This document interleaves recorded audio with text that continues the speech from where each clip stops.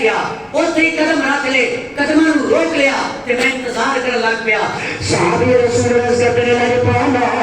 تھوڑی دیر گزرن کے بعد چھوپڑی چ رون دی آواز آئیے آقا یا رسول اللہ جب رون دی آواز آئیے وہ پاپا جی اٹھ کے اندر گئے نے اندر ہو کے جب واپس آئے نے پاپا کے چہرے پہ بڑا غصہ ہے پاپا پریشانی دے عالم میں اندر میں رسی دیے بابا اے تیرے چہرے پہ پریشانی کیوں ہے پاپا تو پریشان کیوں ہے اندر رون دی آوازیں کیوں آ رہی ہیں وہ بابا بول کے کہنے لگا میری بہو اللہ نے بیٹی عطا کی دیے لہذا میں طلاق دلوانا چاہنا انہوں میں اپنے کول رکھنا نہیں چاہنا اور صحابی رسول اللہ سے دینے آگا جب میں اکمہ کے اندر طلاق کا لفظ کیا ہے میں اس بابے کے سامنے حق بن لے میں کیا بابا اللہ دعا سے یہ بیٹی میں نو دے دے وہ بابا صد کر کے کہہ لگا اس بیٹی نو زندہ دفن کیتا جائے گا یہ بیٹی میں تیرے حوالے نہیں کرنی صحابی رسول اللہ سے دینے لگے پالا میں اس بابے بھی پیری دے گیا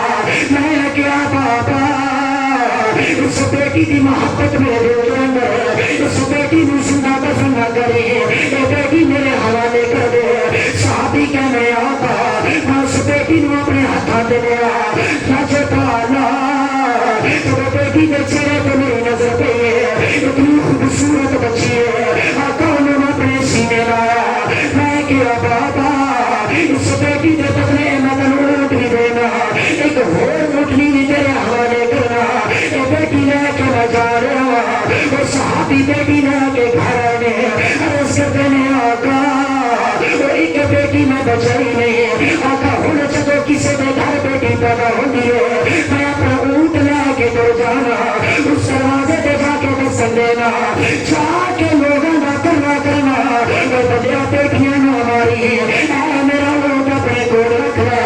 اپنی پھول جیسی بیٹی میں نو دے دے آقا اس طرح ایک ہور بیٹی نو نہ پا لیا